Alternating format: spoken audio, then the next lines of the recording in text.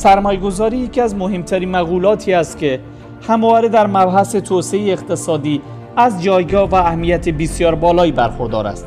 سرمایه‌گذاری به عنوان یک متغیر اقتصادی مهم بر تولید مؤثر بوده و یکی از اجزای مهم تشکیل دهنده درآمد ناخالص ملی محسوب می شود. کار شهر راضی شکر الحمدلله.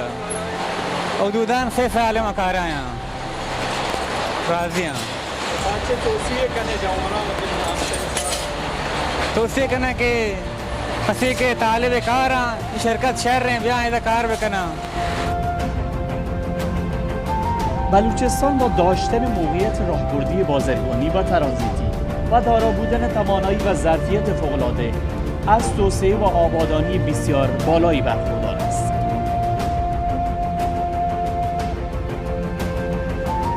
اینجا بسته‌بندی ادویه داریم با سبزی، 2 مارک گارنر و جادوکا داریم. یه 7-8 ماه تازه راه افتاده. انشالله تعداد من بیشتر بشه. از کارتون راضی هستید؟ آره خدا رو شکر. بیمه هستیم، همه حقوقمون سر وقت داده میشه. خدا رو شکر. نه خدا رو شکر. انشالله تعدادمون بیشتر بشه. الان نزدیک 8 ماه ما کار می‌کنیم. ضرورت سرمایه‌گذاری داخلی و خارجی در منطقه بلوچستان نقش مهمی در اقتصاد منطقه ایفا می‌کند و در کاهش نرخ بیکاری مؤثر بوده که در صورت بهره‌گیری مطلوب از این قابلیت‌ها می‌توان بر توانمندی‌های جامعه محلی ارتقا بخشید. ما تقریبا 1 سال خورده ایم. نه کار خوبه، بیمه هم که تمام قانونی نی فعلا که خدا شکر.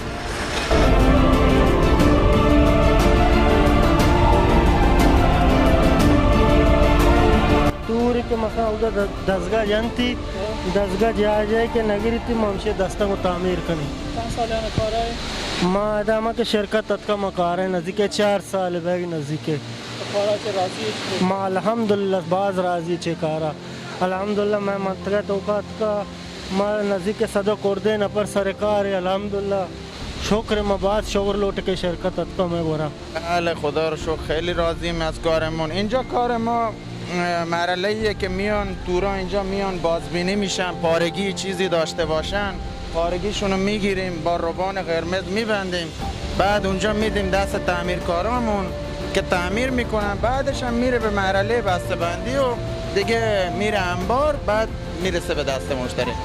من الان تقریبا 2.5 سال مشغول به کارم و خیلی هم از کارم راضیم. خدا رو شکر.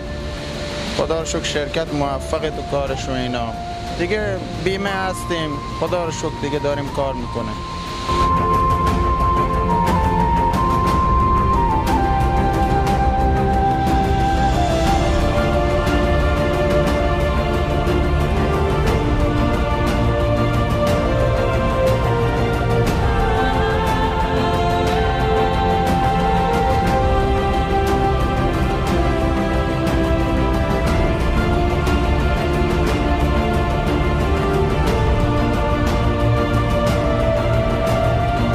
سرمایه‌گذاری در بخش تولید می‌تواند نقش مهمی در توسعه و اشتغال در منطقه داشته باشد.